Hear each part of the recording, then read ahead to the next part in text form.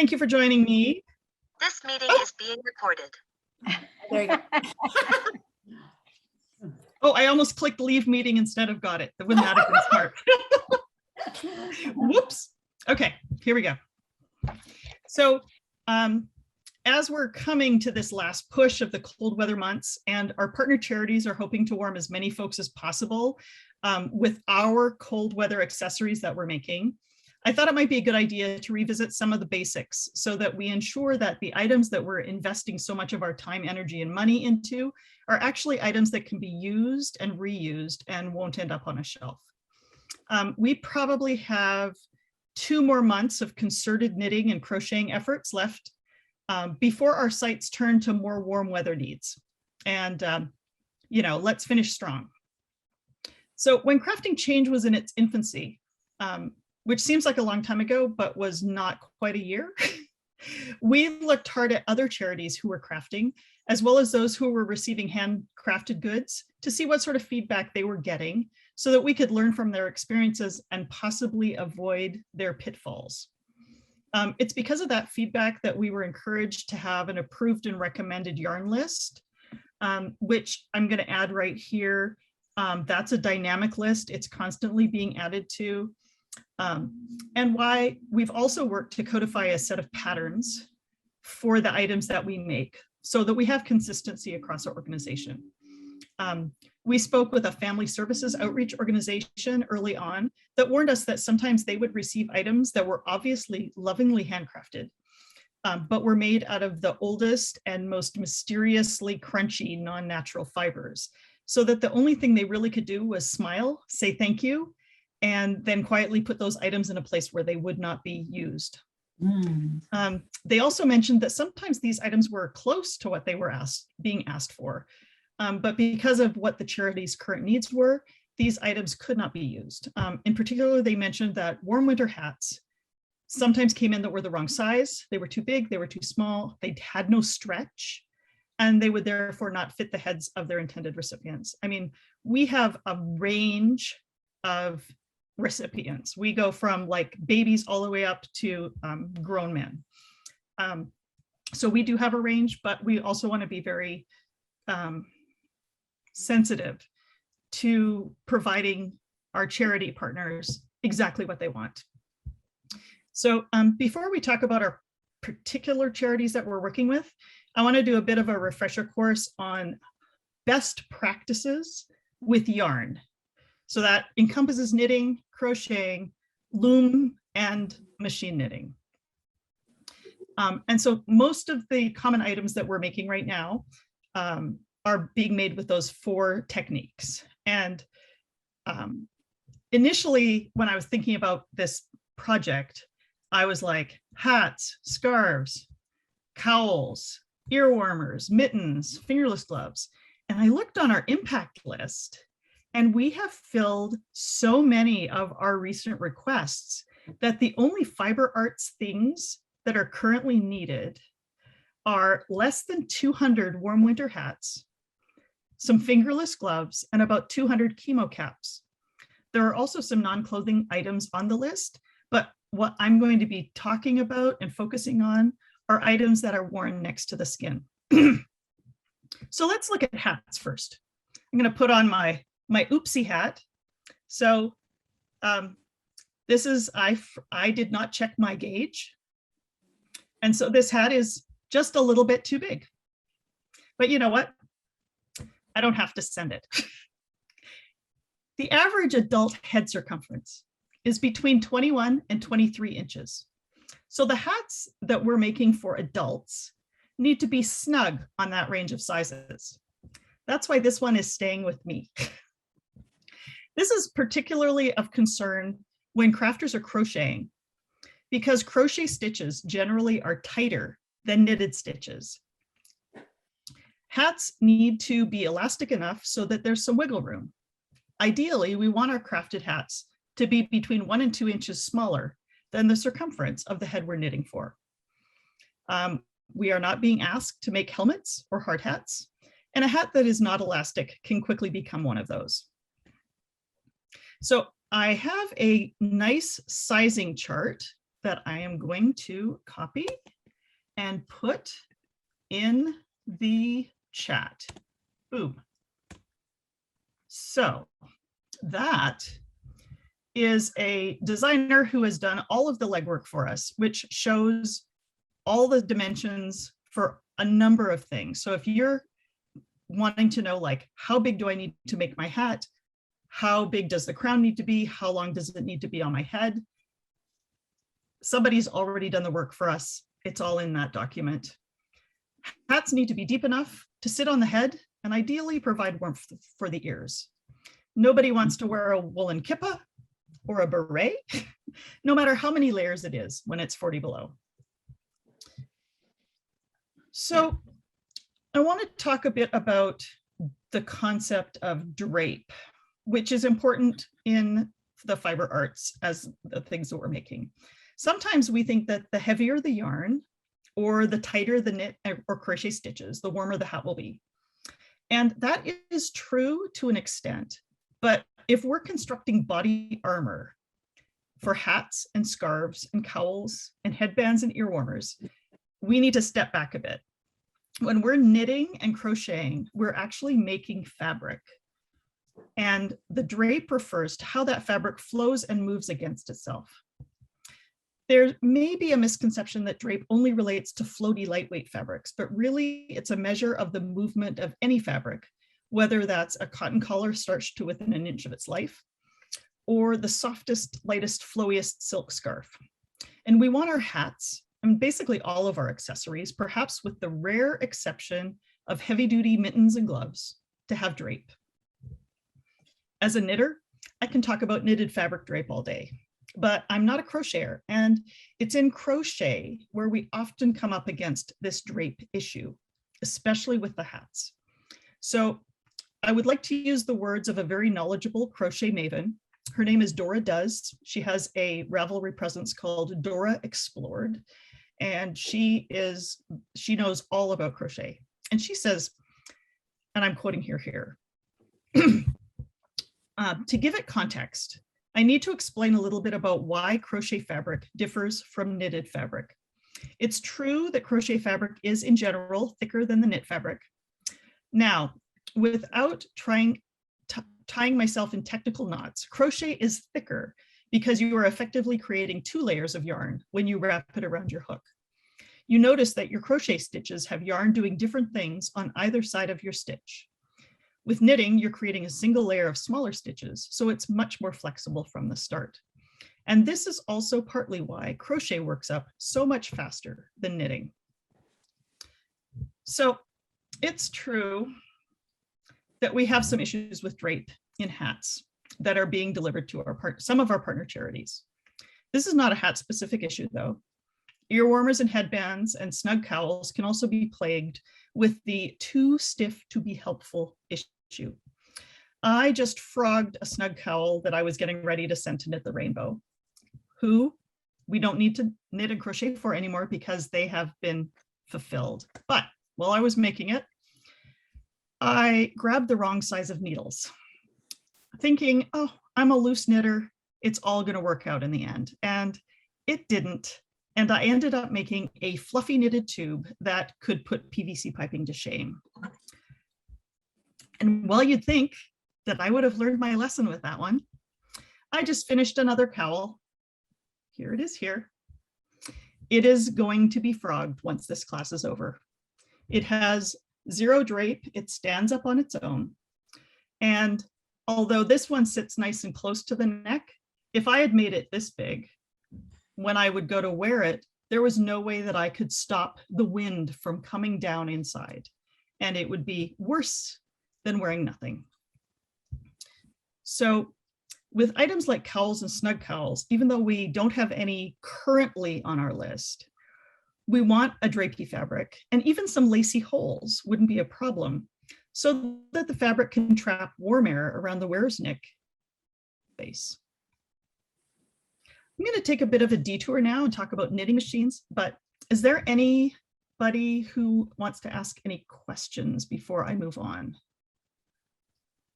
I'm going to count down from 5. And if I don't see a hand, I'm going to keep talking. 5, 4, 3, 2, 1. We're talking knitting machines. Woohoo!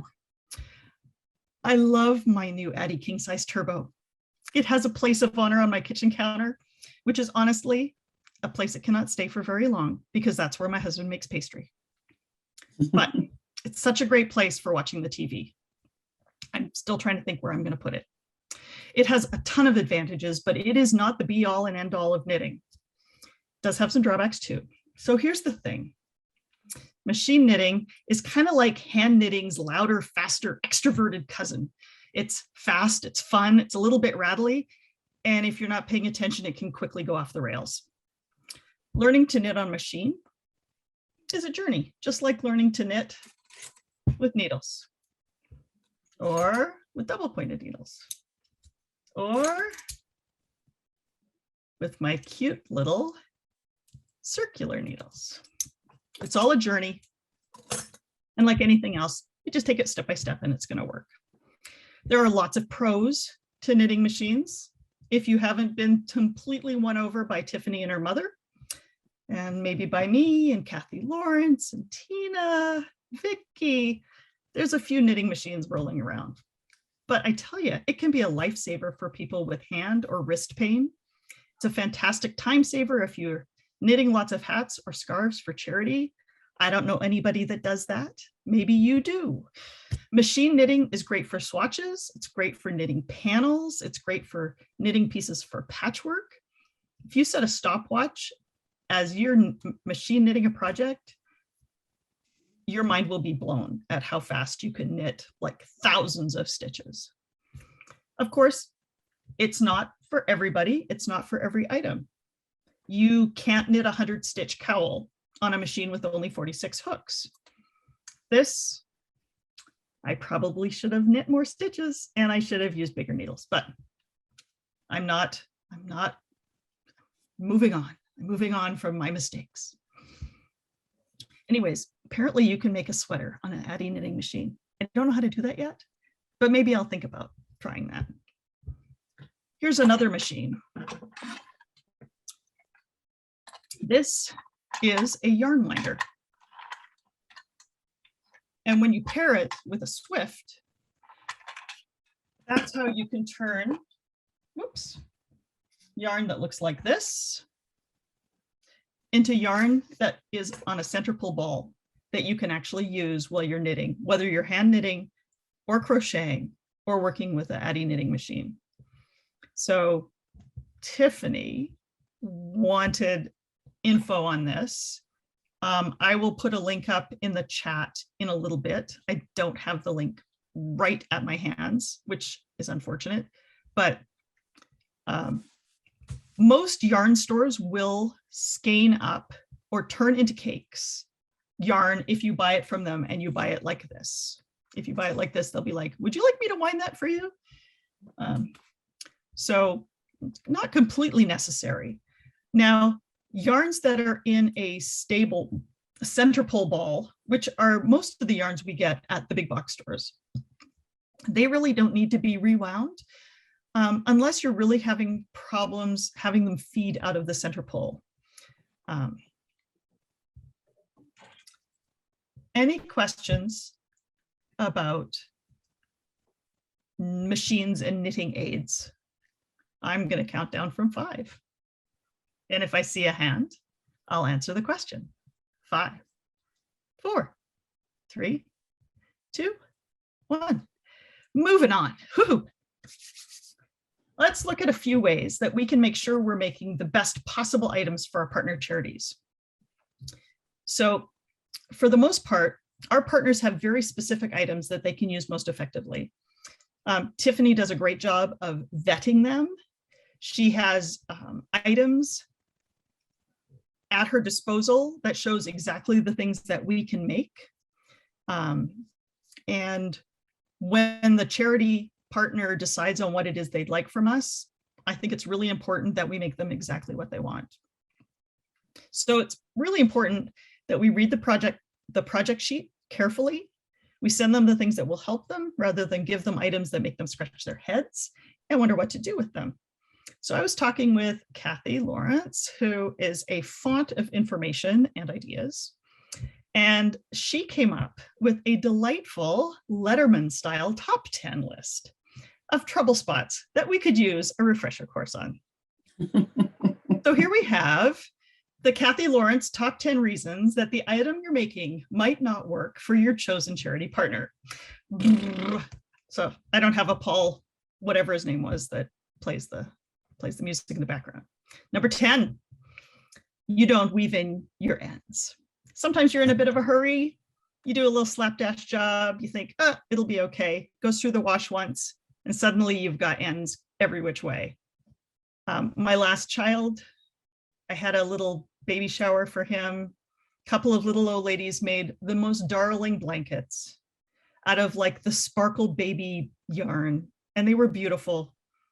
And after the first wash, I could tell on one of those blankets where every end of a ball was. There was a nice big hole. There were 4 nice big holes over this thing. But I think our organization, we were taught by Melanie when we were learning how to crochet, and she taught us all well about how important it was to securely weave in the ends. I think we've all taken that to heart. So I think we should give ourselves a round of applause, because I don't think number 10 really refers to us. Number 9, you're not counting your stitches. Oh, we all love to knit and crochet in front of the TV or while listening to podcasts or audiobooks, but we do need to keep an eye on our stitches. Especially for knitters, it's really easy to pick up or drop a stitch if we're not really paying attention. And we get to the end of a hat or the end of a scarf and we realize it's 20% wider than it was when we started, or it has ladders running down the fabric. Yikes, totally tears. And for those of us who are now using the knitting machines, those drop stitches and tuck stitches come out of nowhere. I have not figured out what causes them, but they still make me really mad. Number 8, you are confusing US and metric terms and measurements. When you're following a pattern, be aware of where your pattern comes from. A pattern that comes from the UK or Canada is probably going to have different terms for the crochet stitches that you're used to. And it's no fun to be knitting away on an item only to realize once you've put loads of time into it that you picked up a number 8 needle and not an 8mm needle. Number 7, you made a different pattern or item than the charity asked for. I think this also holds very true for many of the sewing patterns that we have on the website these days.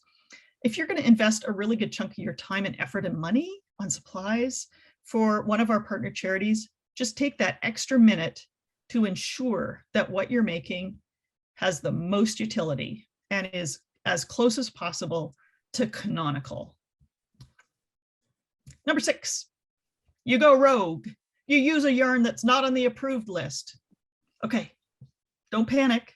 We've all done it. I'm going to be the first to say our approved and recommended list, not comprehensive. But there are yarns out there that some of our partner charities have specifically requested, and we need to abide by their wishes. If in doubt, ask. It's likely that somebody in the organization has used the yarn you're interested in. And if we haven't, feel free to make an item, run it through the wash and dryer, and let us know how it turns out. Number 5, you are not using the right size yarn, or you're using the wrong type of yarn for the pattern. There's all sorts of yarn issues that can affect the outcome of our projects. Many of our problems come from having a different weight yarn and expecting the outcome to be the same as the pattern. And this comes down to just doing due diligence and checking the information on the ball band of the yarn to see if the yarn size matches your pattern guidelines. And while we're at it, check the fiber content on that ball band. Check the washing instructions. And, keep an eye on the approved yarn list to help find the right type of yarn for your project. The warm winter hat, the chemo cap, the soap sack, all take different kinds of yarns. Number 4, you're not using the right size hook or needle for your yarn. And this is going to affect your size, and it's going to affect the drape. Let me show you. Object lessons. This, whoops. Here's my yarn, Lion Brand, Heartland. The hook size says use a size J, 10 millimeter needle while crocheting with the Heartland yarn. So took my J and I made a beautiful little hat that probably will fit 4 to 6 year old. This is going to go to Hopa Mountain. I might put ear flaps on it. Look at it. It's so lovely. Hold on a second. Oop. Here we go. So much stretch. I could probably wear it myself. Okay. It's kind of helmety on me, but on a 6-year-old, it's going to be great. Now, this is, oops. This is one of the patterns on our website. It's the Karen Simply Soft Easy Beginner Beanie. I followed the pattern to the letter. I got a hat that should fit a 6 to 8 year old. Then I took the same yarn and I went, oh, I don't have a J hook. I have another hook. It should work just fine. I used exactly the same yarn. I used exactly the same pattern. I made exactly the same number of stitches. This happened. This is the difference between using the right size hook and using a hook that's maybe a bit too small. But wait, there's more. Then I said, that hat does not look warm enough. It's probably perfectly warm, but it looks so floppy. Maybe it's not warm enough. So I took the recommended hook. I took the recommended pattern and I doubled the yarn because that's going to make it, not going to make it warmer, just going to make it into a bowl. Here's the hat. Here's the hat with the yarn doubled. So I'm not saying don't double your yarn, but I'm saying if you really feel like you have to double the yarn, you can't use the recommended hook size. You've got to go up like 4 or 5 sizes, or you're going to get something that is not usable. And that's my object lesson about my hat and the Heartland yarn. Actually, I kind of enjoyed making that hat. Please check your gauge. Oh, I hear somebody say, actually it was Kathy who said, Robyn, what is gauge and why should we pay attention to it? Thank you, Kathy, for that question. We're going to talk about gauge for a minute. Okay, please don't zone out, but I need to talk a little bit of math. It's okay. No trains are leaving Chicago, heading west at 70 miles an hour, and they have to meet up with a train leaving Omaha at the same time. And what speed does the Omaha train have to reach to collide spectacularly in Des Moines? Not that kind of math. Gauge is a measure of stitch density in knitted fabric, in knitted and crocheted fabric. So with this pattern, if I look at with this hat, if I look at the pattern, it says my gauge should be 13 single crochets across 4 inches. So I would just take out a little ruler and I'd count across 13 and I'd see how many that made.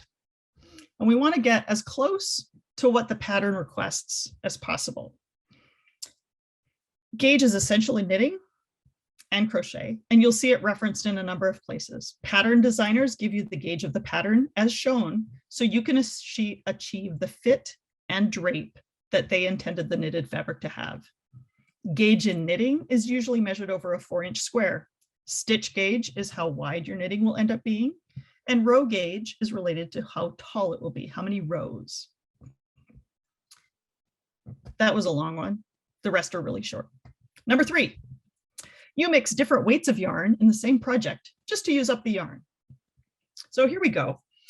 Feel free to use different colors of yarn in a project.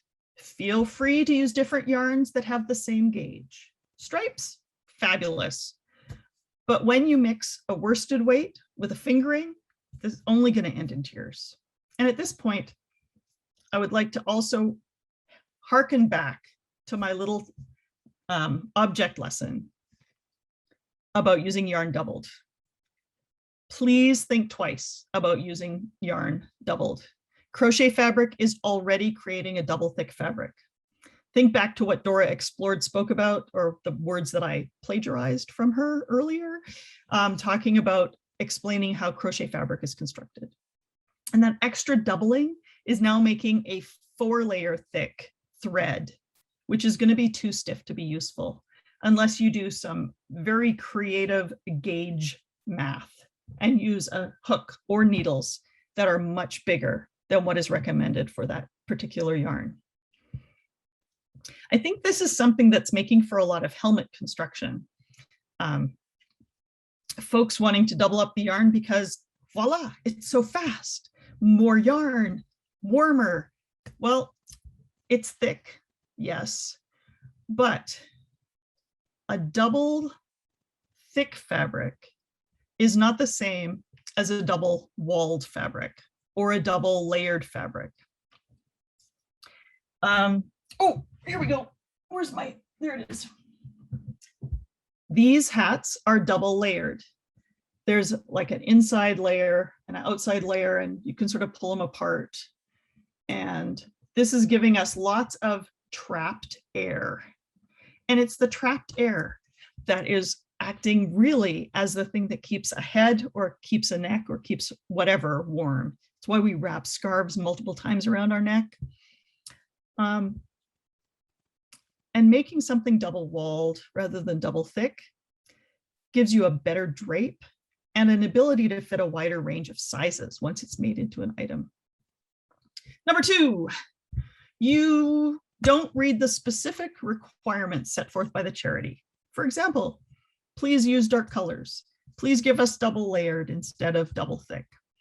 And now here's where we want to talk about being sensitive to the request of the charity partner. So my mom, up in Canada, she crafts with a group called the Happy Hookers. And I mentioned that she was, the last time I was up visiting, I was knitting, she was crocheting, and I noticed that she was using some pretty questionable yarn that had been provided to her by the group. And I was like, Mom, why don't you use nice yarn? You have, you can spend my inheritance. Use yarn that you're going to be happy with.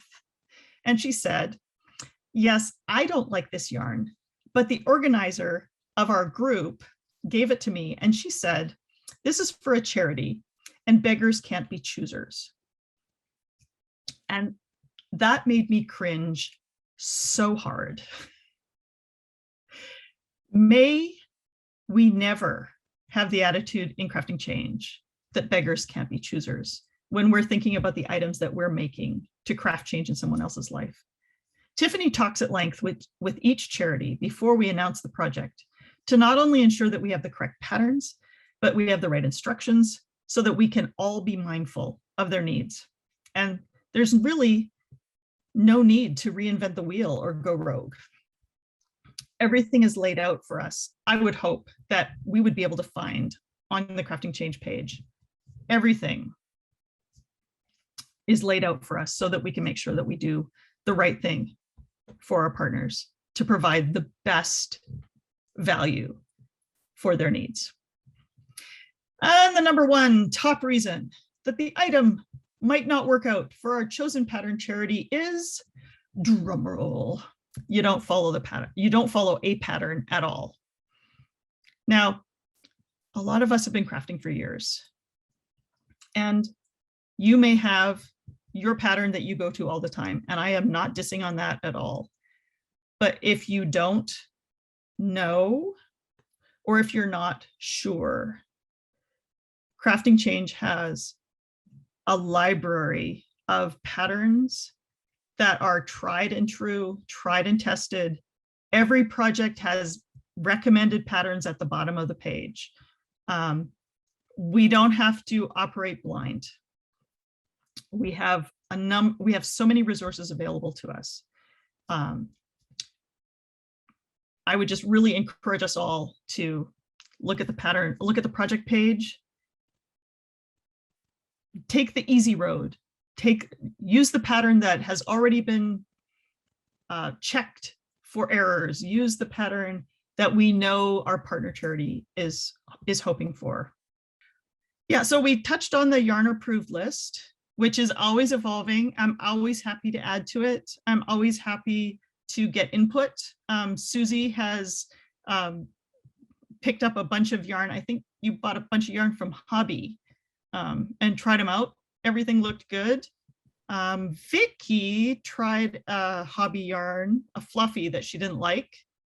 And you know, the world is big enough that we can put more yarns on our do not use list. I'm happy to just add it to the do not use list if that's something that you don't like.